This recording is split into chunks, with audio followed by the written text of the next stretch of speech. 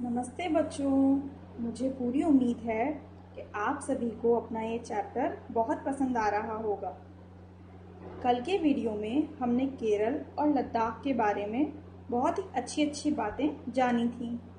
आज हम इन दोनों स्थानों की एक कंपैरेटिव स्टडी करेंगे। इसके लिए हम आगे पढ़ते हैं। While Kerala and Ladakh are quite different in terms of their geographical features. ये हमने देखा कि केरल और लद्दाख दोनों की ही भौगोलिक परिस्थितियां या भौगोलिक विशेषताएं एक दूसरे से काफ़ी अलग हैं। केरल भारत के दक्षिणी छोर पर है और लद्दाख भारत के उत्तरी छोर पर है। लद्दाख एक ठंडा और रेगिस्तानी इलाका है, जबकि केरल एक गर्म और मानसूनी इलाका है।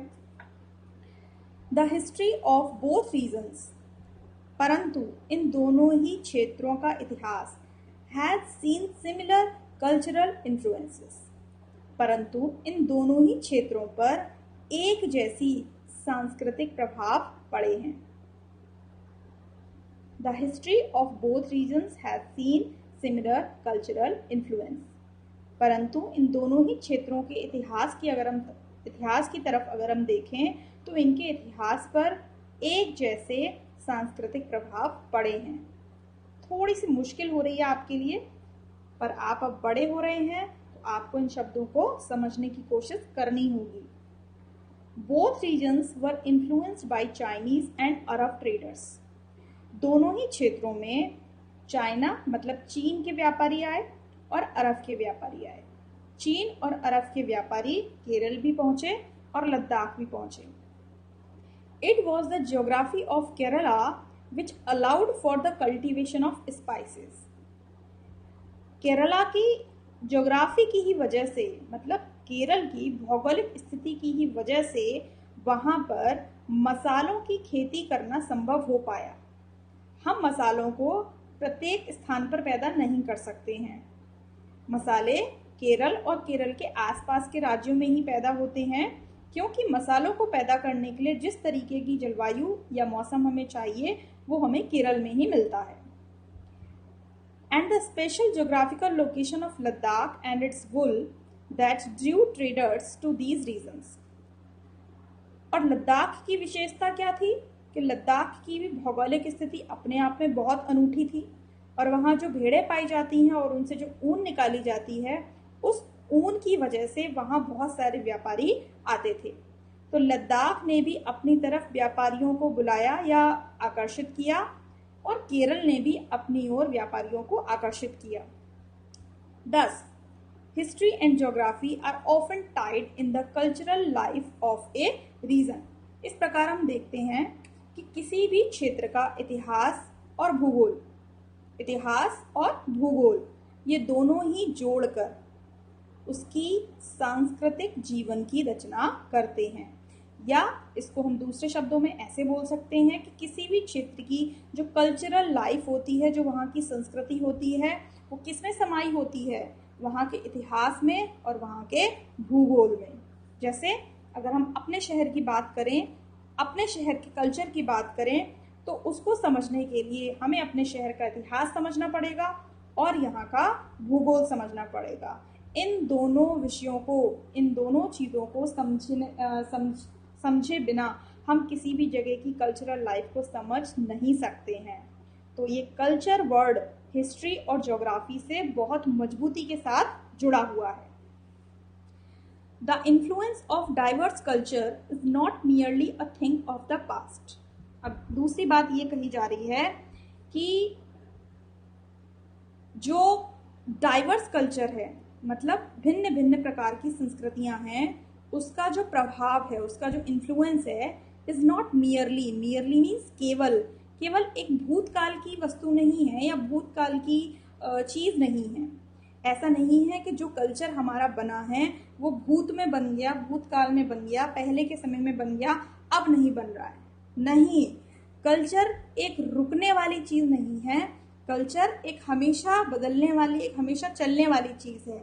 आज भी प्रत्येक स्थान का कल्चर बन रहा है और आज से जब हम 50 या 60 साल बाद किसी भी क्षेत्र के बारे में पढ़ेंगे तो आज का प्रभाव उस पर पड़ेगा ही पड़ेगा।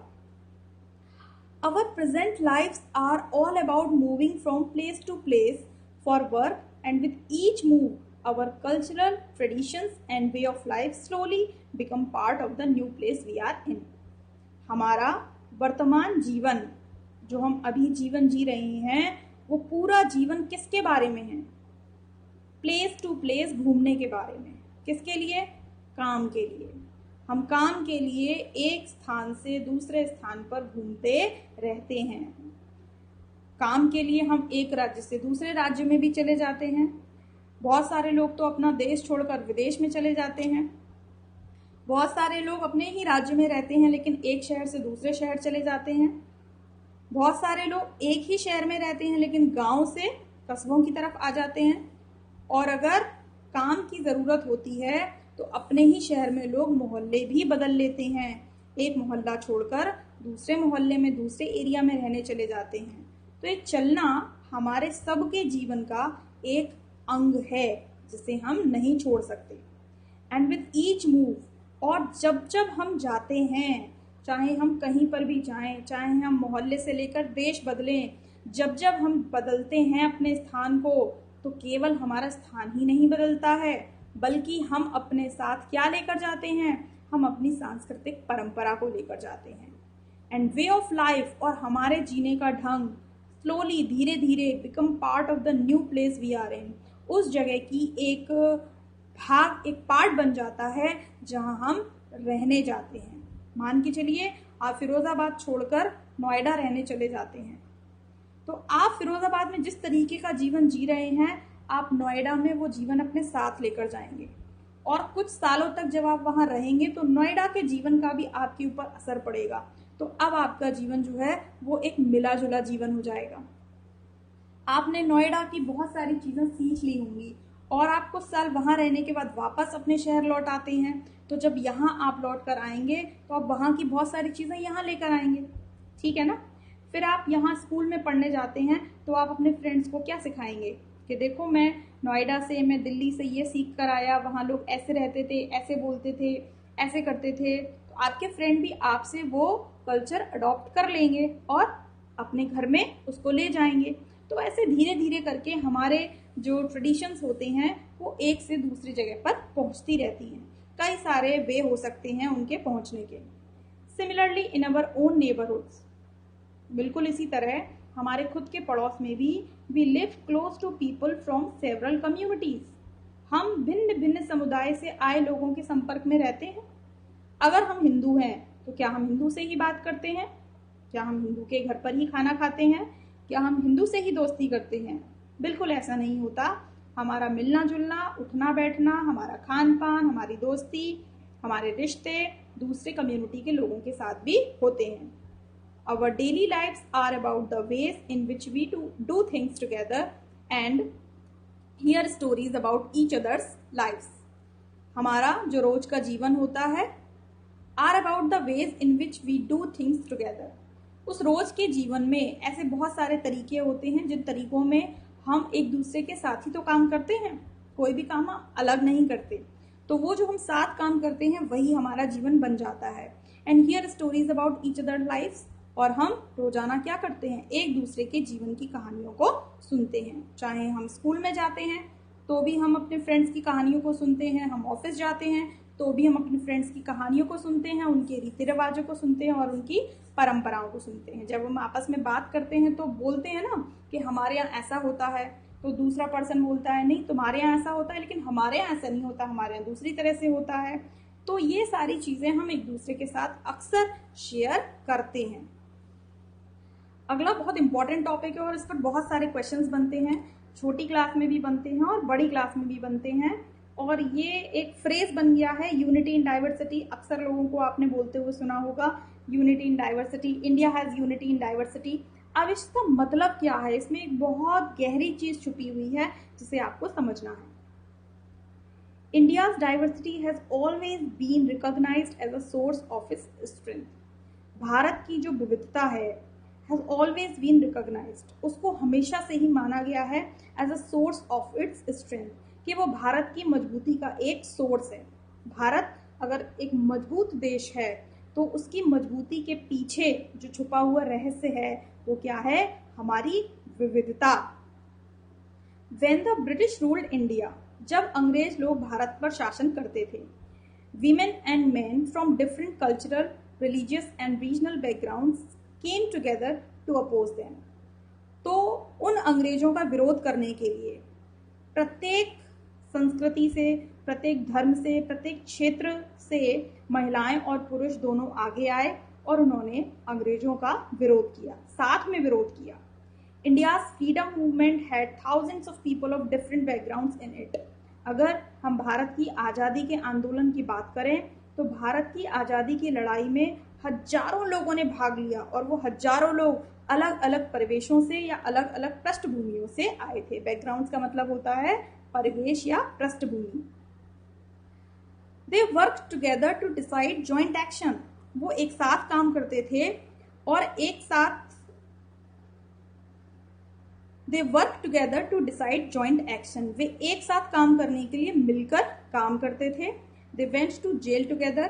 और अगर अंग्रेज उनको जेल में डाल देते थे तो वो साथ में ही जेल चले जाते थे। And they found different ways to oppose the British. और उन्होंने अंग्रेजों का विरोध करने के लिए अलग अलग तरीके अपनाए।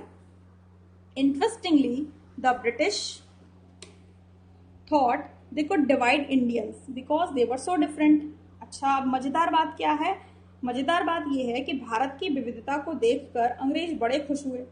उनको लगा कि भारतीय इतने अलग अलग तरीके के हैं तो हम उन्हें आसानी से बांट देंगे, उनके बीच में फूट डाल देंगे, लड़ाई करवा देंगे।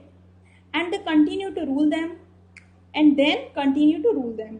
और फिर कितने सालों तक हम भारत के ऊपर राज करते रहेंगे, लगातार हम भारत के ऊपर राज करते रहेंगे।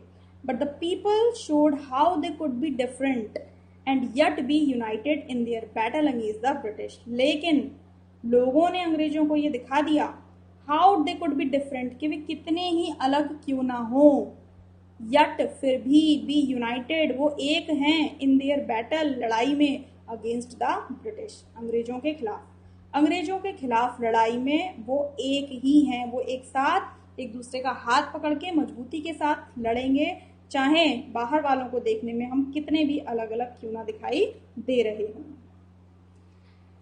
नीचे एक कविता लिखी हुई है, इस कविता के बारे में हम पढ़ते हैं इस कविता को भी।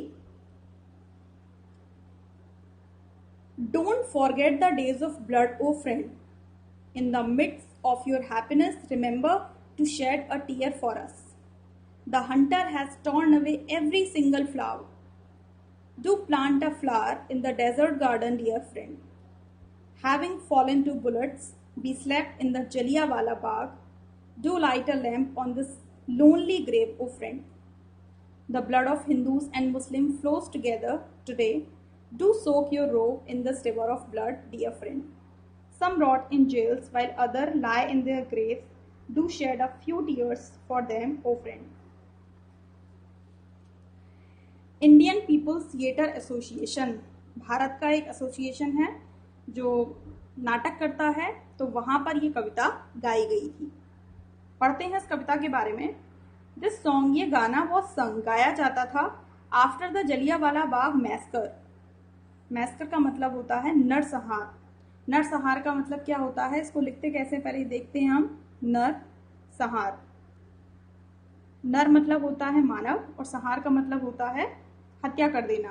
तो जब एक साथ बहुत सारे इंसानों की हत्या हो जाती है, लोगों की हत्या हो जाती है, तो उसे हम मैस्कर कहते हैं। तो जलियांवाला बाग जो अमृतसर में है, और अमृतसर आप जानते ही हैं पंजाब में है, तो अंग्रेजों के ज़माने में वहाँ एक नरसंहार या हत्याकांड कह सकते हैं हुआ था, जो जलियांवाला बाग के नाम से प्रसिद्ध है। जिसमें क्या हुआ था, इन विच अ ब्रिटिश जनरल, अंग्रेजों का एक अधिकारी था, उसने क्या किया, open fire on a large group of unarmed peaceful people, killing many and wounding even more. वहां बहुत सारे लोग इकट्ठे हुए थे जो बिल्कुल शांति से अपना काम कर रहे थे, एंड अनआर्म्ड, और अनआर्म्ड थे मतलब उनके पास कोई आर्म्स एंड एम्यूनिशन मतलब हथियार नहीं थे, शांति प्रिय बिना हथियारधारी लोगों पर अंग्रेज के एक अधिकारी ने, जिसका नाम था डायर, जनरल डायर उसको हम बोलते हैं, उसने आदेश दे दिया ओपन फायर, यानी कि खुलेआम वहां पर फायरिंग शुरू कर दो, गोली चलाना शुरू कर दो। जिसकी वजह से क्या हुआ, वहां बहुत सारे लोग मर गए एंड वुंडिंग इवन मोर, और जितने मरे उससे कहीं ज्यादा लोग वुंडेड हो गए, यानी कि घायल हो गए। मैन एंड वुमेन, बहुत सारे आदमी, बहुत सारी महिलाएं, हिंदू, सिख लोग एंड मुस्लिम लोग, अमीर लोग, गरीब लोग हैड गैदर्ड, वहां इकट्ठे हुए थे to protest against the British, अंग्रेजों की खिलाफत करने के लिए या अंग्रेजों के खिलाफ विरोध प्रदर्शन करने के लिए इकट्ठे हुए थे। लेकिन वो विरोध शांति से कर रहे थे, उनके पास कोई हथियार नहीं थे, वे किसी को मारने नहीं आए थे, ना किसी को परेशान करने आए थे, वो सिर्फ अपनी बात रखने आए थे कि हम अंग्रेजी शासन का विरोध करते हैं। परंतु अंग्रेज लोगों ने हम पर खुलेआम गोलियां चलवाई। दिस सॉन्ग वॉज कंपोज्ड, इस गाने की रचना की गई थी, एंड संग, और इसे गाया गया था, to honour the memory of those brave people, उन ब्रेव यानी कि बहादुर लोगों के सम्मान में, उनकी याद में हमने ये गाना रचित किया था या इस गाने की रचना की थी और इस गाने को गाया था। तो चलिए बच्चों, एक हम और वीडियो के माध्यम से इस कविता को पढ़ेंगे, इसका मतलब समझेंगे और गाएंगे, और आप सारे बच्चे मुझसे प्रॉमिस करेंगे कि इसको गाने के बाद आज हम पूरे दिन इसी गाने को अपने घर में गुनगुनाएंगे। ठीक है बच्चों, बाय बाय।